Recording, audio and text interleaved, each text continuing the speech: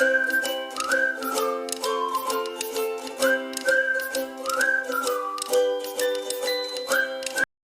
everyone, I am Tatani and welcome to my YouTube channel. This is Miss Veronic's World, and if you are new to this channel, welcome, and if you are a returning subscriber, welcome back. Before we get into today's video, or before I tell you about today's video, before I unpack everything about today's video, please don't forget to subscribe to this channel. Give this video a big thumbs up, put your notifications on, and comment down below in the comment section.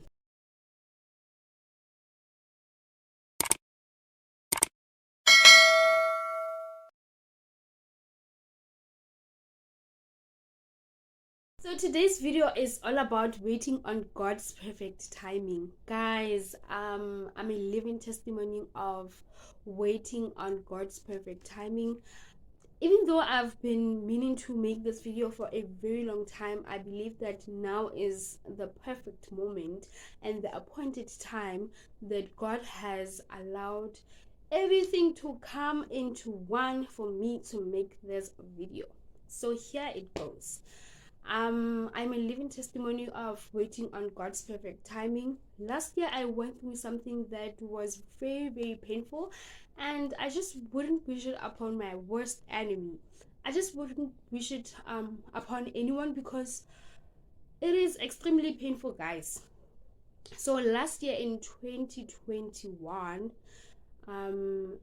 during April, yeah, my boyfriend and I found out that we were pregnant, and then we went to the doctor to find out how many months I'm in, and it just so happened that I was 2 months pregnant. Okay, we were 2 months pregnant, and so we were very happy. I remember, dude, like, we were very happy. We were even planning for the baby. Oh my gosh, we were very happy. Like, we were waiting for our, like, beautiful baby girl or baby boy. But I wanted a baby girl because I believe that my firstborn child should be a girl, because it has to, like, the baby has to look like me, it has to look like mommy, and I want to do matchy with my child. Okay, but that's not the point.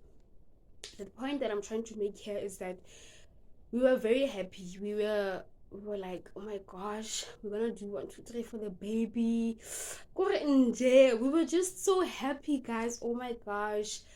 And life happened. When life happens, guys, it happens. But I think that me using this story, I will help someone else that maybe have gone through something like this, or a similar thing, or I don't know. But I think that me having to make this video, I will help someone else to sort of, like, I don't know, help them in any kind of way, because I believe that God allows things to happen to us, so that the overall purpose of us having to go through some stuff is that He wants us to help other people. And so this is me making this video to help someone else in their pain or whatever that they're going through, and say that God still loves you, and he allows things to happen to us because He wants to build our character. He wants to make us strong. Guys, as much as I wanted to be strong, as much as I've always advocated for strength, when we went through the miscarriage, I was crying like nobody's business. I remember this one time when I was discharged from the hospital, and then I think it was around 6 or 7 p.m. I was alone in my mom's bedroom, and they were all in the TV room watching TV, and I looked in the mirror, and my English bundles, reality hit, and I was like, I need to make another baby, because I don't know about other people, but or other people that have maybe gone through miscarriage, or maybe that have lost their babies. When you lose someone, or if maybe you were pregnant, okay, I will speak in my experience. When I, after the whole miscarriage thing, I was like, I need to make another baby, because I believe that I went through the most, man. God, I wanted to replace that baby so much. I felt like this is not fair. It is really not fair. Imagine my first time trying to have a baby. We were all so happy, and then something like this happens, and I'm like, I can't.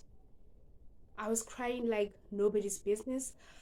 I cried almost every day after the whole after I was discharged, and I was like, God, I can't, like, I really cannot. And then God was like, I am your strength, my child. I'm gonna give you strength. I'm gonna give you everything that you want. And I leaned on God. I was like, God, I want you to help me. Yo, guys, I'm so sorry about this. When I speak about God, I want to cry, but I'm just gonna contain myself and be this strong young girl. So the miscarriage happened during May. The second week of May, I remember the first week of May, they stole my phone in town. The very same Wednesday, the following week, I miscarried. And I'm like, what is happening, ma? Because I remember that Wednesday, my partner and I were supposed to tutor students for public administration and management online at the University of the Free State. And then I went through that thing, but it happened the day before, and then that day on Wednesday. So when I'm just gonna say this in Tswana. Um when when I was bleeding, yes, that's the correct word. When I was bleeding the day before, which was Tuesday, I was like, maybe it's implantation bleeding. Okay, I didn't know anything about implantation bleeding. I phoned my partner and I was like, dude, I'm bleeding. Please help me. And then he was like, no, it's probably implantation bleeding. And I was like, okay. But I was crying. I was like, no, but it's a lot of blood. I can't. And guys, by the alley, when I was bleeding, it was warm. Like, I was like, I have been bleeding for my periods, but I haven't experienced warm blood. And I was like, dude, please help me. And then he called his mom.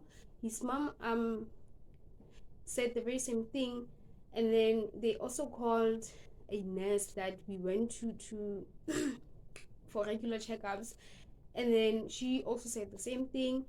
And then tomorrow, you guys, I remember I couldn't sleep that day because it was bleeding. And then I had this pain here in my stomach, or my lower abdominal. Okay, but yeah, here, like where the pain is usually from when we go into periods.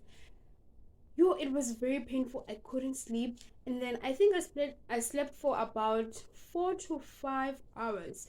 I woke up very early. I was like, I need to go to the local clinic, and then I went. It was a long queue. I waited for that queue for such a very long time, and then it was sunny. The sun was just hot, and then because I is Didi. I don't remember the I don't know the correct word for Hotsewa is Didi, but I was dizzy. And then I was dizzy. I couldn't see clearly. I was seeing blurry stuff. I was like, security guard, please reserve a seat for me. I need to sit down. I will wait for those people outside to go in. And I remember the person that I was after. So when they go in, I'm gonna go after them. And then I was feeling much better. I waited for a very long time to be assisted. Meanwhile, I was bleeding like nobody's business. And then when I got in there, they took another pregnancy test. It was positive. I was like, oh my gosh, I'm still gonna have this baby. And I was like, okay, maybe it's something, because the nurse also said that some people um some people bleed during their pregnancy. And I was like, okay, maybe I'm part of those people. And I was like, okay. And then they gave me what's this, oh, a referral. I had to go to the hospital. Before going to the hospital, my sister was like, bath, and then we will go to the doctor first before going to the hospital. We went to the doctor. The doctor said it's an incomplete miscarriage. The results were positive. It says that I'm still pregnant, but he scanned my womb, and then he found out that it's an incomplete miscarriage. I went with my sister, and I was like, I'm gonna be strong. Even now, I'm trying to be strong, but when I remember last year, I was like, I went through the most, guys, and I remember it so vividly. I remember before we went to the doctor, when I came home, I cried like loud. I cried like, you guys, you know, when a small baby cries, I cried like that. And then we went to the doctor. The doctor said it's an incomplete miscarriage. He also wrote me a referral to go to the hospital so that they clean me inside. I went to the hospital. They cleaned me. I think, yeah. So they said I must stay for the night, and then I did. The following day, around 2 a.m., 2 to 3 a.m., they woke me up, and they said that they have to clean me like inside for the remainings of the baby. And so they woke me up, and they did. Was I not scared? I was like, first of all, I'm scared of pain. And you're going to clean me inside. You guys. I was so flipping scared. I was so scared. Like, I just wanted my mom. I wanted my partner. But my partner couldn't stay because of COVID-19 regulations and stuff. And I was like, it's okay. So he went home. They cleaned me. Luckily, I mean, at least after they cleaned me, I didn't bleed so much. And then I think 2 days after, I stopped bleeding, but I didn't bleed so much after the whole cleaning stuff. And then after, I was like, we need to make another baby. But those thoughts, man, they came almost every day. I think for 2 to 3 days, or I don't know, I'm not really sure of the exact time, the exact days that it happened. But I remember after this whole experience, I was like, but God, like, why? And why me? Because on that second week of May, the Sunday, what thing was second week of May, we were supposed to be 3 months pregnant. And then life was just ripped away from my womb. And then I'm like, this is my first time trying to have a baby, and I go through something like this, and I'm like, I don't understand what is happening. Please help me to understand what is happening. At that time, I knew God and stuff, but I just didn't. I wasn't close to God as I am now. And then I was like, I don't understand why. What does it have to happen to me? Why me? Why me when I love kids so much? Why does it have to be me when I love kids so much and I want to have my own baby, you know? And then it happened, and I was like, it's okay. And then But the benefits of everything that I went through, or rather what I had to go through, has birthed in me is strength. It has also developed my character. Um, and so this is me saying that when we go through the hard stuff, when we go through the painful stuff, God wants us to see the positive in the pain, the positive in the negative stuff that has happened to me. So I think that sometimes we have to look at the positive aspect of everything negative that has happened in our lives, even though we don't see it. But maybe we should ask God and say that, God, please teach me the lesson that you want me to learn in this negative thing, or this discomfort, or this painful stuff, because God always has a plan for everything that happens in our lives. He maybe wants to birth something in you that you didn't know you had, or maybe something that He wants to birth in you, like something completely new, you see. So I'm just here to let you know that everything happens in God's appointed timing. The greatest lesson I have learned from my miscarriage is that it wasn't time yet. As much as I wanted that baby so much, God was like, my child, it is not time yet. And that's something that I've had to accept, but I had a hard time accepting it, because I was like, it didn't have to be like this. I wanted to cuddle with my baby. I wanted to give my baby everything that I didn't get, and then this happens to me. And God was like, but it wasn't time yet. And I was like, okay, cool, God, it's okay, I will wait for your perfect timing. And so, yeah. But I remember, guys, I don't think I've told a lot of people. I think I told only my one friend that. And I think that if maybe she's watching this video, she will be like, yes, I remember you told me. I was like, my friend, my partner and I are trying to conceive, but I'm not 100% into this whole thing. Simply because it's not like I didn't want to have a baby, guys. I wanted to have a baby because it was during my final year. I had just finished writing my final year exams, and I was like, I have I have a, kind of, what do we call it in English? I have like a gut feeling that I shouldn't be doing this thing. But then, guys,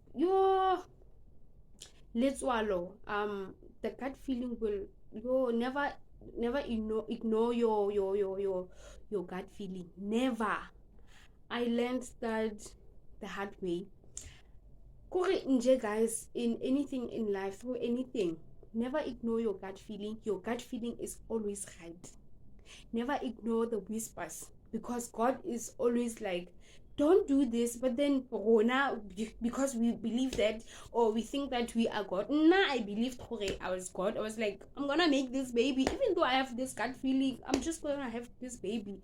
But then God was like, Danam, don't do that. And I was like, no, I'm gonna do it. So guys, greatest lesson: never ignore your gut feeling. Never. Like, I don't know what.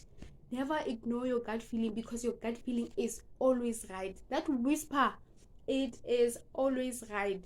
So I was like, I'm gonna do this thing. Look at the results. I went through a miscarriage, and a very painful one. But I moved closer to God, and I now have come to understand that it wasn't time yet. It just wasn't time yet. I don't know when I'm gonna have kids. Only God knows. But I'm just here to tell you that never ignore your gut feeling, and never guys go like le sa ba tlhola le ignore the gut feelings alone, and always wait on God's appointed timing. Never do things in your own will. Ask God's will all the time. Say that God, it is your will over my life, because he knows what is perfect for us. He knows guys, God's plans, they are here to prosper us and not to harm us. So we should always ask for God's guidance all the time. So yeah, guys, that's what I had to go through last year. Even though I think you never forget the pain, especially if it has happened to you. You're just like, okay, I will wait for God's perfect timing. Because the other thing is that when God restores my pain, he will multiply it. Because now I have learned the lesson. I'm like, okay, God, I learned that it wasn't time yet. And so I think I have passed the test, because I learned it wasn't time yet, and I moved closer to God. So yeah, please comment down below on just anything. Don't forget to like this video. Please don't forget to also subscribe, put your notifications on. I don't know when the next video will be, but yeah, goodbye guys, and love you lots until we meet again next time. Bye.